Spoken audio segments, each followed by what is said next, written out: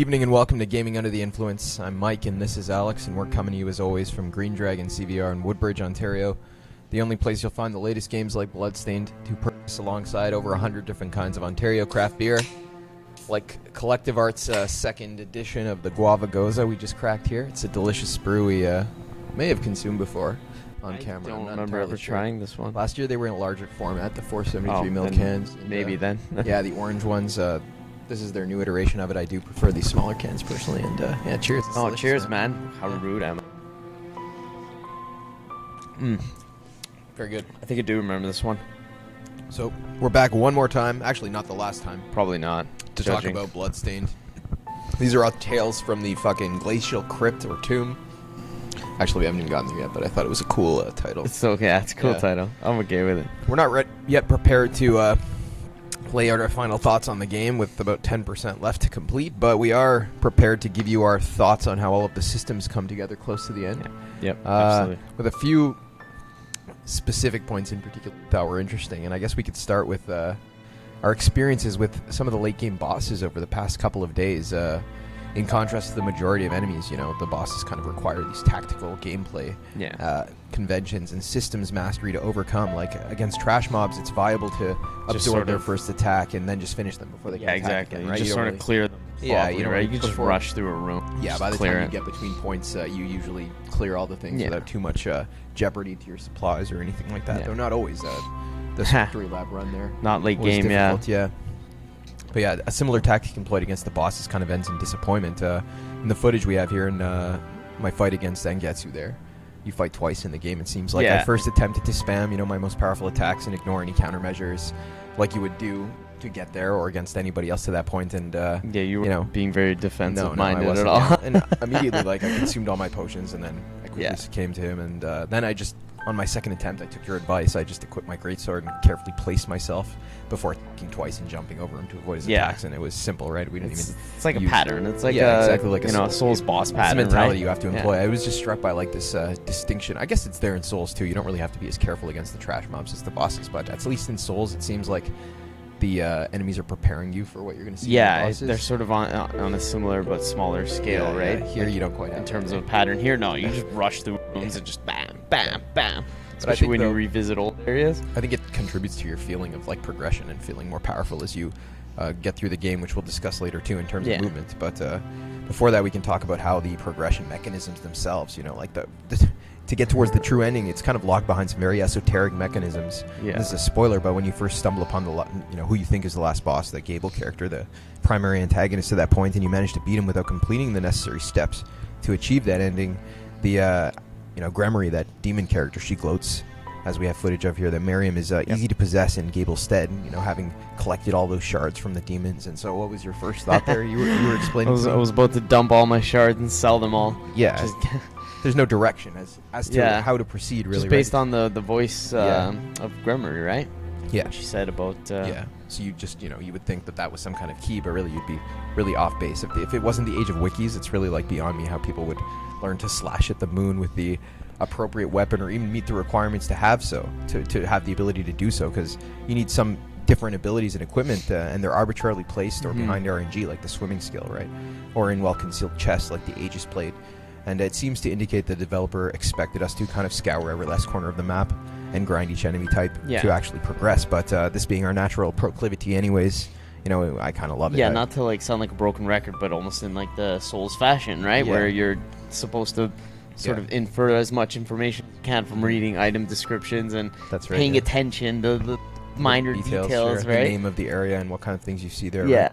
Consumer friendliness certainly was not a thesis these guys entertained, though, And moreover, this is evidence of the developer's adherence to the internal logic of the form or conception of the work, at least where, what I called before the genius and specific difference are concerned. In terms of this, the esoteric progression suiting both the universe of the game, traversing a labyrinthine hostile maze-like castle, which is not built to accommodate you at the end of the day, right? It's not there to point you forward. It's supposed to be secrets. Yeah. It's supposed to be a labyrinth. And B, the conventions of the Metroidvania genre, which almost like immersive sims, like Deus Ex and even Dishonored, though with less room for ingenious combinations of powers, with a single ability or piece of equipment usually being mandatory, and the only exception to my mind being this invert or the high jump skill, which we're going to talk about.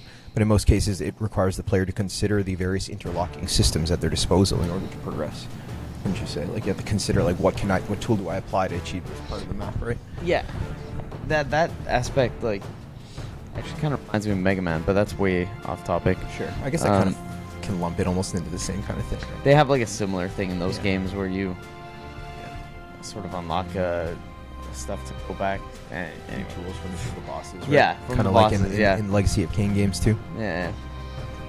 But I would say that that makes a whole lot of sense. And then with something we just figured out today when we were playing moments ago, like in terms of its, I guess this applies to all levels of the game, from like the kind of thing the developer wanted to depict to like the world he wanted to make to the actual button presses the player is involved in keeping with her unique abilities, the protagonist's unique abilities and her status within the universe as a shard binder, her ability to become stronger and develop new powers by consuming the essence of the enemies she kills.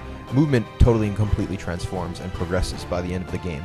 Whereas earlier it felt like, earlier it felt kind of plodding between combat encounters. Felt like you were slogging. The single jump and sort of slogging through every level. There's so many areas you can't jump to. That's right. Yeah. And now it's transformed to the point where the player can actually like fly. You don't have to touch the ground. You have this. That high jump ability is insane. Yeah, you can actually fly across the map after updating high jump, adding a secondary jump function to the left bumper, which can be used on its own or in combination with the double jump to actually never touch the ground and to move sideways too. So Miriam feels thoroughly badass, kind of godlike, as you double jump down through the air, swinging a big sword, ensconced by like ghostly paintings, fending off all the enemies that used to knock you out of your jump. Right? You feel like you actually made progress. Home shard is the paintings that fly around you. I actually use it because you showed it to me. But I think it's very good. Like, And this mechanic combined with invert, which it overlaps with in use, I would say, has interesting applications for level traversal and fighting the bosses. And in the depicted fights, we're going to show here against the optional Carpenter boss, for example, inverting it when he summoned an ad mob made it easier for me to counter that mob and go back to doing DPS. And against the fight we just did, you equip the Aegis plate and you invert, and you can pretty much negate that most of the guy's super damage. Easy. That was a joke. Yeah. So that was very interesting. There's this real feeling of progress, especially in terms of the movement. Even definitely like in terms of the weapons and ability combinations too. But I found that like I've been using the same kinds of weapons, the same actual two abilities since the start. So progress really has like become evident in the gameplay systems in terms of movement to me more than anything else. Yeah, which makes sense, doesn't it, for like a Metroidvania? I mean, traversal and exploration being one of the primary goals of the player. Yeah, it does. Yeah, make I find sense. like there's a lot of wild variation in like stats, even when you equip like rings and stuff. Yeah, like there's so many options and builds and stuff. But different builds. Yeah, like we talked about last. It's open for you to do whatever you want to do with it, right? It's the I guess that's another like the area movement that sort of holds you back. Yeah, that's right. Yeah, it's true. Yeah. Whether it's from a shard or it completely transforms the fights though, like even in the sense that like before where you have to carefully like plan where you're going to land after your jump to avoid an ability, now you can just, like I saw you playing that last fight, you just stayed on the roof, stayed up until the attack was over. So it definitely affects the boss battles for sure. And also on the way to fights, it's possible to cross lengthy gaps between save points and bosses by inverting to avoid enemies or just jumping over them. So those are some of our flying over them mostly. I guess those are the things that really stuck out as late game elements, where you kind of see all of the fiction and the convention at your disposal earlier kind of come to fruition. It really open up for you. Now it's just really a matter of tweaking your individual stats, but everything is together. All the tools you're going to have at the end are at your disposal. There's one more thing. I think it's called the dimensional shift. I don't know exactly what it does in terms of... is that the last one? We're going to find out in the... I think it was... I saw a player like running across the map really fast. Like in this weird color mode. I think that was what it was, so we'll see. But that's after the last boss. So. Okay. Yeah. So that's it, I suppose. Cool, man. Anything else to add, buddy? I can't wait to play the end. Yeah, really. I think we should probably finish it by the end of the day. Probably. The last little bit. And the other thing to mention is some of those optional bosses, like the way you find them, that's pretty cool too. Right? From the keys? Yeah. Yeah, we were still missing, which one? The Millionaire Key I think I just picked up. The Millionaire Key. The first room doesn't even have a boss in it, but there's 3 that actually do. Yeah? Yeah, I think you did one, and I did one now too. The Carpenter room, you got the Millionaire's Key, and there's one other one I think you get from the den of from the Glacial Tomb area. Did you find the 8-bit arcade machine? No. Room? No. I gotta show you that. Yeah, what's that? There's a room with just like a little arcade machine. It takes you into like an 8-bit nightmare version of the game. Yeah. The shitty thing is that I tried it, died in it, and then you get a game over screen and have to reload your last save. I was like, fuck, couldn't even take me back to the room. Yeah. Just let me continue from there. Hilarious. Yeah. What happens if you finish it? I don't know yet. I haven't done it. Yeah, it was hard. It was hard. Yeah. It's probably going to be like that.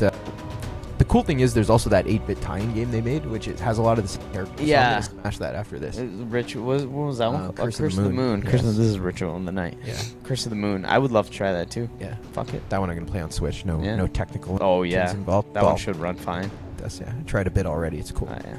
The thing that sucks is definitely no comparable movement.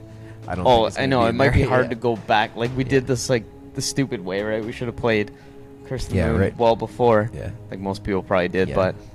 I heard that game was actually just constructed as they met a crowdfunding, so they made it. They promised people they would, but it actually is good. Also, was like an addition to the Kickstarter. But people enjoyed it. It reviewed well, so cool, man. I'm excited to try it. Yeah. All right, I guess that's it for tonight. Thank you for tolerating us once again.